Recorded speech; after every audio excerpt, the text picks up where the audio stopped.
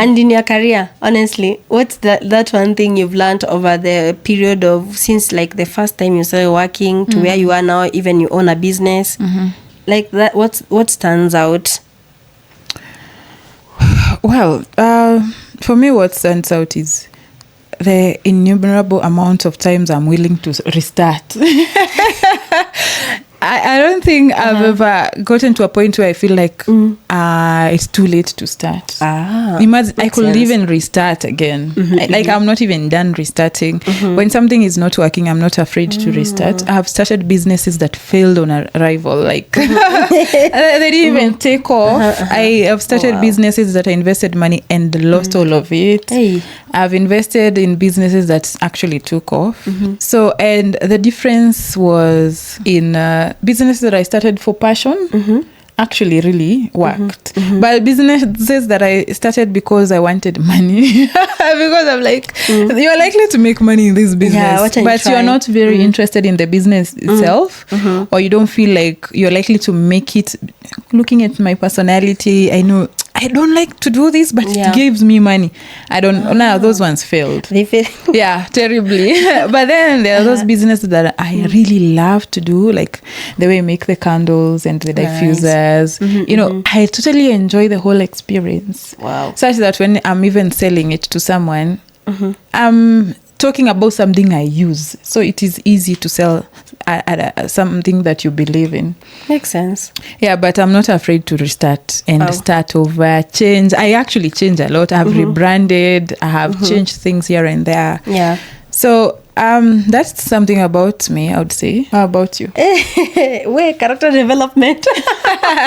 But I think also for me, I would say the biggest lesson has been like taking a chance on yourself, especially when it comes to like personal development, upskilling and all that. I think the thing that has really set me apart in my career and in my journey has been how many skills I've been able to take up. And like those skills are the things that opened opportunities for me from the day I started beadworking right in campus, because that beadworking led to me opening like Latitude Zero to teach people how to actually do hands-on skills, coding and all these things. That was like the beginning of everything. One skill led to having like or owning a whole company that has impacted the lives of people. So every time I take up a skill, and I keep telling people, learn a skill. Learn a skill, upskill. Like, don't be content with where you are. It has sort of opened up doors for me and created for me opportunities for myself and for other people. So that's the one thing I would tell people. And on the other hand, in terms of career, I'm even learning up to this moment. I have been in spaces where people minimize you. People minimize you and minimize your contribution. They underestimate you. They underestimate you. And you're so brilliant. I have been in a space where I have been undermined. And it's like you are now fighting for space. And honestly, right now, that one is something I'm currently already working on, or I have been struggling with in the most recent years. But it almost dimmed my light. The way you now start thinking like, oh my God, Sasa, I am stuck here, blah blah. Yeah, sometimes people they can really overlook you and underestimate you to the point you almost believe them. I had writer's block.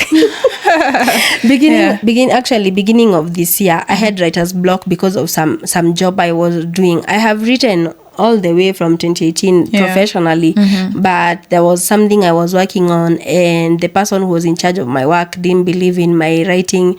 They kept saying so many things. At some point, it got to a place where every time I sat down and sat on behind my computer and tried to type stuff for this person, I would experience writer's block. And I'm not able to write.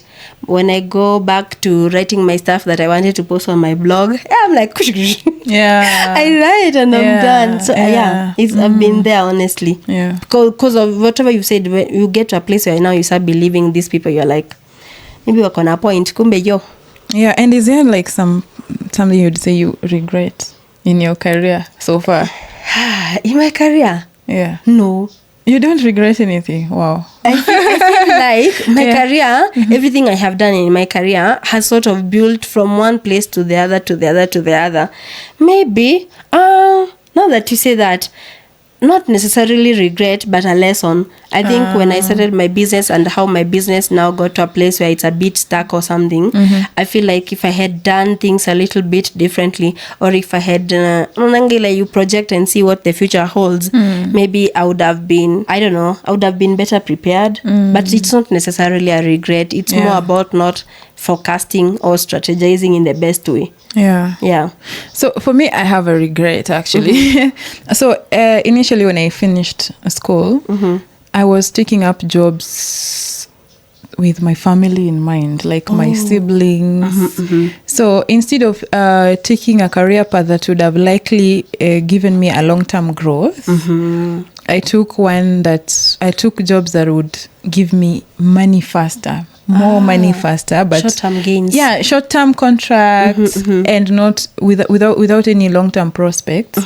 Just because black tax. You're like my brother is in high school. I need to send mom some money, and if I just take this internship that is likely to be a good career that has good career prospects. I just take the job that will pay me maybe more money that will enable me solve this current problem, but the contract is only for a year, Hey. And I feel that that one has dragged me a lot. It did drag me. I think I recovered. And so I felt like I was making decisions based on other people who may not even have been aware that I was making those decisions on their behalf. Most of the times they don't even know. Yeah, and then it comes to a point where they're like, and it's been long since you graduated, and why haven't you grown in your career? And these are the same people. Yeah, these are the same people you are sacrificing to support. Yeah, so that's one career mistake I made initially when I was starting. I made a lot of false starts just because I was putting other people's priorities before your own. Yeah. Damn, interesting. But now though, now it's just like I'm at the point where I'm building an individual, like I have my own individual goals. Yeah, so others have to fit within those goals, not me fitting into theirs, especially the people like I feel like I need to support, like people fall under black tax. Wow. Yeah, makes sense.